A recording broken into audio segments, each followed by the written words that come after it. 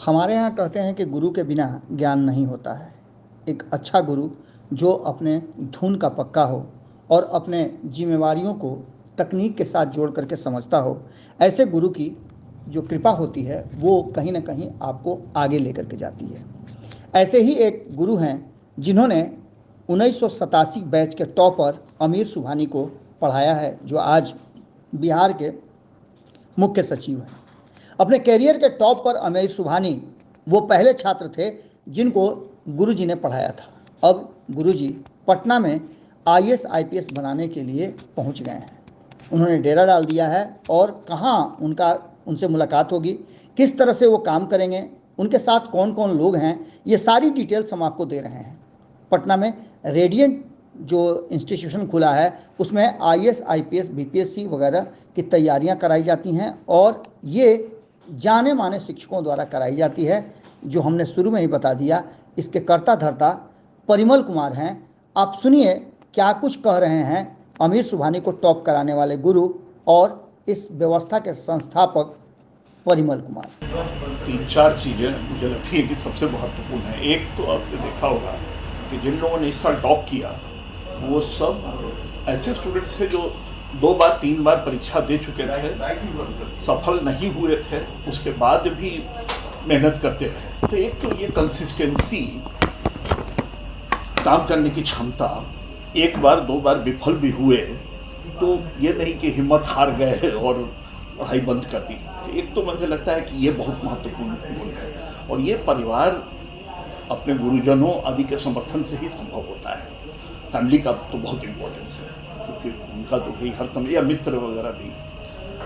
एक तो ये इनको सोचनी चाहिए क्योंकि इस तरह की परीक्षा में कोई ये सोच ले कि पहली बार ही मैं एग्ज़ाम दूंगा और पहली बार ही आईएएस बन जाऊंगा या कोई इस तरह की सेवा में आ जाऊंगा, यह सामान्यतः व्यावहारिक नहीं होता है।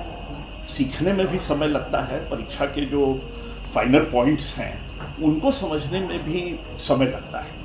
1 बार 2 बार विफलता होने के बाद ज़्यादा संभावना बनती है कि आप फिर अपनी कमजोरियों को पहचान कर सुधार पाएंगे। तो जो भी आए पहले तो ये सोच कर आए कि ये 1 साल की बात नहीं है, ये 3-4 वर्षों तक इसके लिए आपको लगातार मेहनत करनी पड़ेगी और सुधार करना पड़ेगा। अगर विफल हुए तो विफलता के कारणों की पहचान कीजिए, उनको अगली बार दूर करने की कोशिश कीजिए, बेहतर गाइडेंस प्राप्त कीजिए आदि। दूसरा जो आजकल मुझे बहुत महत्वपूर्ण लगता है कि पिछले 3-4 वर्षों में कोरोना के बाद से ये ऑनलाइन एजुकेशन का ज़माना आ गया और ऑनलाइन में ज़्यादा मनोरंजन होता है, पढ़ाई की भूमिका कम होती है। जो लोग पढ़ाते भी हैं वो एंटरटेनर्स के तौर पर नेटफ्लिक्स और सिविल सेवा की तैयारी के जो चैनल्स हैं इनमें आप पाइएगा कि बहुत अंतर आजकल नहीं है। उसी तरह का यहाँ भी होता है क्योंकि उस ऑनलाइन मीडियम की एक अलग आवश्यकताएं होती है। तो उस तरह की तैयारी का कोई बहुत लाभ परीक्षा के लिए नहीं होता है। एंटरटेनमेंट भला ही मिल सकता है, मनोरंजन होगा, अच्छा लगेगा, लेकिन पढ़ने के लिए जो गंभीरता चाहिए, जो सीरियसनेस चाहिए, मैं मानता हूँ कि आज भी वो डायरेक्ट क्लासरूम वाले ही चाहिए। ये ऑनलाइन उसका एक सप्लीमेंट हो सकता है। तो जो स्टूडेंट्स हैं, सीरियस स्टूडेंट्स हैं, उनको ही इस तरह के कार्यक्रम में जुटना चाहिए। इस तरह के टाइम में ऑनलाइन को एक सप्लीमेंट के तौर पर उपयोग करना चाहिए। कुछ टॉपिक्स में सहायता मिली, कुछ अतिरिक्त जानकारी प्राप्त हुई और पुस्तकों, पत्रिकाओं, समाचार पत्रों वगैरह का भी व्यापक उपयोग करना चाहिए। ये भी एक कल्चर काफ़ी घट गया है। बहुत सारे स्टूडेंट्स हैं जो केवल ऑनलाइन कुछ नोट्स उनको मिल जाता है, उसी से चाहते हैं कि काम चल जाएगा। वो फिर सप्लीमेंट है, मतलब एक अनुपूरक है, कुछ सहायता कर सकता है, लेकिन मूलतः स्टैंडर्ड पुस्तकों को, एनसीईआरटी की किताबें और भी स्टैंडर्ड किताबें हैं, उन सब पर रिलाई करना चाहिए। ये कुछ मुझे लगता है कि कुछ इम्पोर्टेंट पॉइंट्स अच्छा हैं, बहुत अच्छे आए हैं और ये पहली बार नहीं आए हैं। मैंने जब शुरुआत की थी पढ़ाना तो पहले बैच में मैंने पढ़ाया था, कई लोगों को पढ़ाया था। मैं एक उदाहरण को दूंगा, श्री अमीर सुबहानी जी जो वर्तमान में मुख्य सचिव हैं।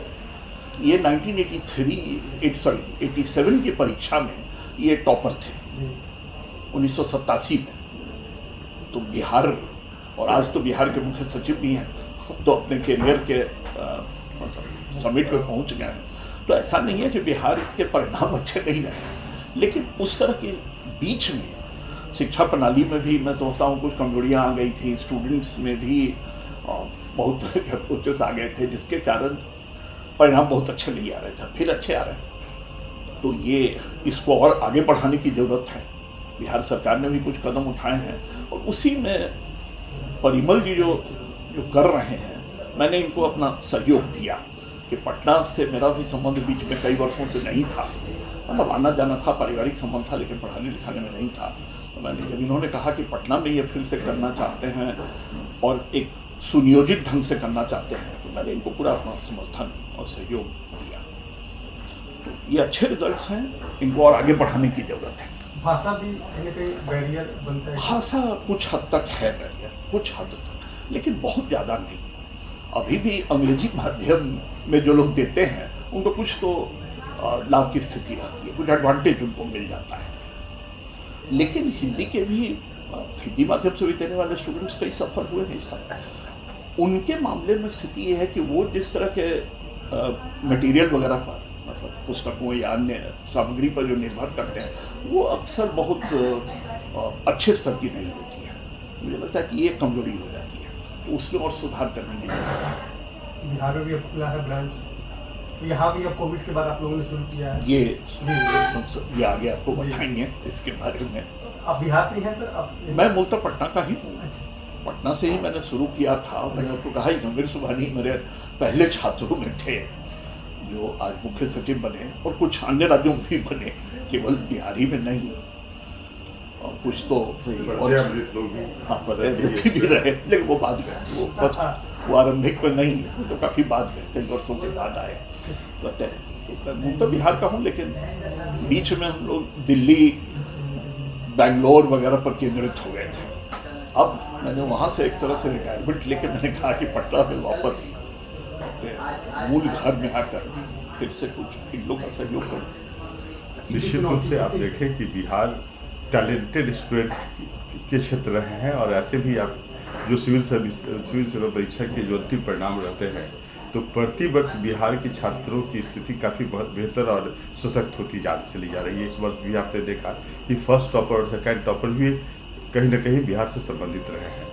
तो बिहार में और बिहार के छात्र ही दिल्ली जाते हैं या बिहार भारत के अन्य क्षेत्रों में जाकर सिविल सेवा की तैयारी करते हैं।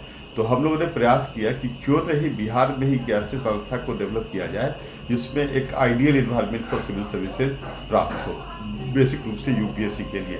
आपको बतला दें कि पटना में जो संस्थाएं हैं उनके उसमें वो प्रोफेशनल संस्था तो है, लेकिन उसमें गुणवत्ता की कमी है। एक यूपीएससी के लिए बहुत आइडियल और क्वालिटी बेस्ड एजुकेशन और गाइडेंस की आवश्यकता है।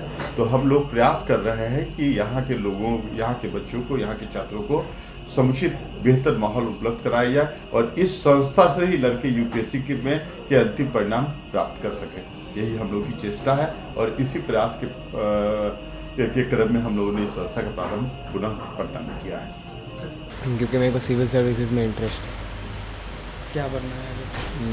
एम तो आईएएस बनने का। कहाँ तक पढ़े हैं? अभी तो 10th पास किया जस्ट। क्या करना है देश के लिए फिर आगे?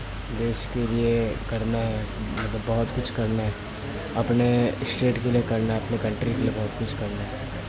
यहाँ कोचिंग में आए हैं, कैसा पढ़ाई हो रहा है? कोचिंग में तो पहले दिन आया हूँ अभी, तो अभी तो एग्जैक्ट उतना पता नहीं है, वर्कशॉप के बाद पता चला। क्या नाम हुआ? आदित्य कुमार।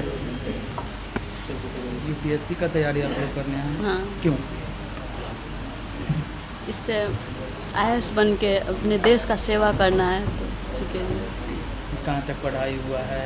यूपीएससी का तैयारी कर रही हैं, देश का सेवा करना है, क्या आगे फिर फ्यूचर में देश के लिए करना?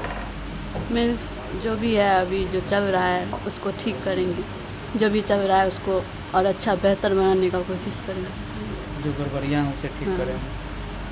यूपीएससी का तैयारी आखिर क्यों कर रही हैं आप लोग?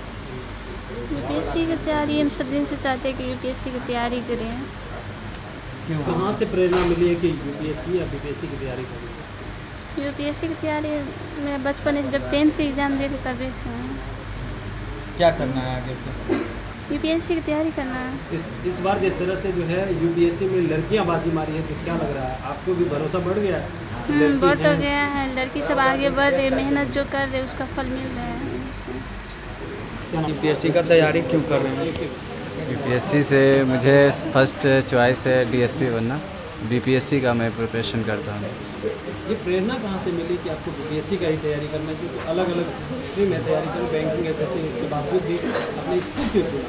एक्चुअली मैं जिस हॉस्टल में रहता हूँ तो मेरे सीनियर भी वहाँ से डीएसपी क्वालिफाई किए हैं, तो मैं उनसे प्रेरणा हुआ कि मैं भी डीएसपी के लिए क्वालिफाई हूँ और प्रिपरेशन में अपना टाइम वहीं पर व्यतीत करता हूँ। कहाँ तक पढ़ाई लिखाई? मैंने अभी पीजी किया है। पीजी का? जी। क्या नाम है? शमशाद अख्तर। अगर ये वीडियो पसंद आई और वह बिहार के राजनीति और बिहारियत से सरोकार रखेनी तो सब्सक्राइब बटन दबा के चैनल के सब्सक्राइब कर ली।